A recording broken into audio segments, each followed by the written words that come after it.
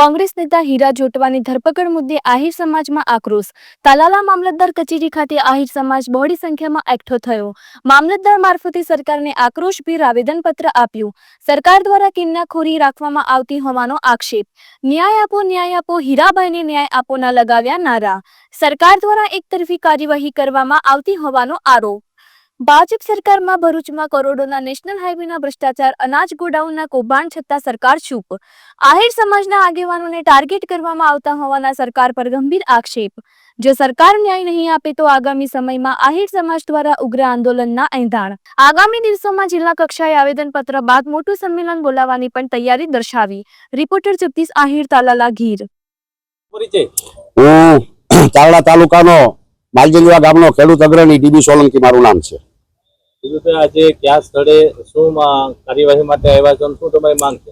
આજે અમે મામલતદાર કચેરીએ સમગ્ર આહિર સમાજ અને 18 વર્ણના જવાબદાર અને સમજદાર લોકો આવેદનપત્ર આપવા આવ્યા છે. એટલા માટે કે મનરેગા કૌભાંડની અંદર જે હીરાભાઈ જોટવાની ધરપકડ અહીંથી પૂછપરછ માટે લઈ જવામાં આવ્યા અને એમને અટક કરી અને એક તરફી જે તપાસ ચાલે છે, તો વર્તમાન સરકારના ભાજપ સરકારના મંત્રીશ્રી, એમના પુત્રો એ બધા છે અને કૌભાંડો તો ડ્રગ્સ જેવા અબજો ખરબો રૂપિયાના ડ્રગ્સ પકડાણા છે, તો એમની અંદર ક્યાંય કોઈને જેલવાસ કે સજા કરવામાં નથી આવી.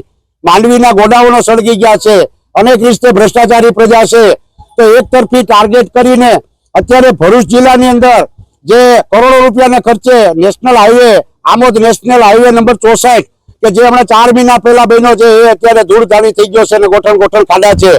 તો ભ્રષ્ટાચાર સિવાયની તો આ સરકારમાં વાત જ નથી. પણ જ્યારે ભૂતકાળની અંદર પણ જુનાગઢ છે, ગીર સોમનાથ છે, અમરેલી છે, આહિર સમાજને ટાર્ગેટ કરવામાં આવે છે. તો એના માટે અમારા સમાજની એક વેદના છે કે ભાઈ એક તરફી પારદર્શક તપાસ થવી જોઈએ અને એ વસ્તુ છે તો કોર્ટ નક્કી કરશે.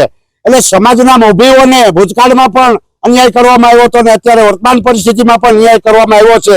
એટલે મને અને અમારા સમાજને તો એવું લાગે છે કે ભાઈ આમાં વોશિંગ મશીન જેવી પણ કંઈક ગંધ આવે છે. એમ ટૂંકમાં કે ભાઈ વોશિંગ મશીન થી બધા પવિત્ર થઈ જાય છે આખા ભારતમાં. તો આ બધી પરિસ્થિતિ સામે અમારો જનાક્રોશ છે, 18 વર્ણનો છે, સમાજનો છે. અને જો આમાં કઈ જલ્દીથી પારદર્શક અને કોઈ ઉકેલ નહીં આવે તો આવતા દિવસોમાં કલેક્ટર સાહેબની કચેરીએ પણ આવેદનપત્ર આમાં આપવામાં આવશે અને એનાથી પણ આગળ સમાજનું એક સંમેલન પણ બોલાવવાની ફરજ પડશે. એટલે સરકારને અમારી વિનમ્રતા છે કે ભાઈ જે લોકો ભ્રષ્ટાચારી છે તો એ ભ્રષ્ટાચારીઓને તમે તપાસ જ નથી કરતા, તપાસ ક્લોઝ કરી નાખો છો, તો પછી એક જ સમાજને શા માટે ટાર્ગેટ? એ અમારી લાગણી ને માગણી છે. મારું રામભાઈ જાદવભાઈ જોટવા, મારું ગામ રમડેચી છે.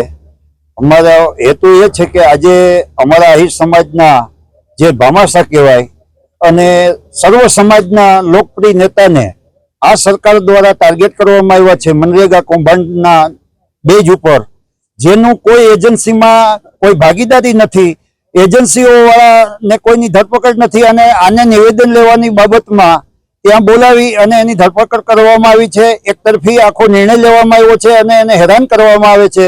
તો અમારા આહિર સમાજનો એક જ ઉદ્દેશ છે કે આવી કિનાખોરી ભર્યું વલણ છોડી સરકાર ન્યાય આપે. અને અમને આમાંથી આના પહેલા ભૂતકાળમાં પણ આહિર સમાજના ઘણા નેતાઓને પણ આવી રીતે સરકાર દ્વારા ટાર્ગેટ કરવામાં આવ્યા હતા અને ત્યારે પણ અમારે આવી ફરજ પડી હતી.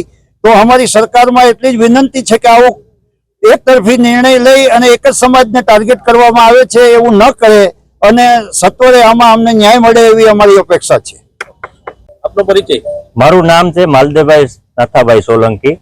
તાલાળા તાલુકા આહિર સેનાનો ઉપપ્રમુખ તરીકે હું જવાબદારી સંભાળું છું. અને સમાજના કોઈ પણ પ્રશ્ન હોય, સમાજની વાત આવે ત્યારે સમાજ વિશે ગમે ત્યારે અવાજ ઉઠાવવાની વાત આવે ત્યારે સમાજનો અવાજ ઉઠાવું છું. આજે અમારા હીરા બાપા એક સમાજના મોભી છે અને એને આજે સરકાર દ્વારા જે ટાર્ગેટ કરવામાં આવે છે એ બાબતમાં આજે અમે સમાજની અંદર બધાએ ઉગ્ર થઈ અને આજે આવેદનપત્ર દીધું છે. તે છતાં યુવાનોને અમે અત્યારે હાલ યુવાનો બધા એક્ટિવ છે, જે આવનારા સમયમાં અંદર કોઈ પણ સમાજ માટે લડવાની વાત આવશે ત્યારે યુવાનો બધા એક સાથે મળી અને સરકાર સાથે લડશું. અને કોઈ પણ બાબતની અંદર ક્યાંય સમાજને ટાર્ગેટ કરવામાં આવશે ત્યારે યુવાનો અને બધા મિત્રો સાથે મળી અને આગળની કાર્યવાહી કરશું.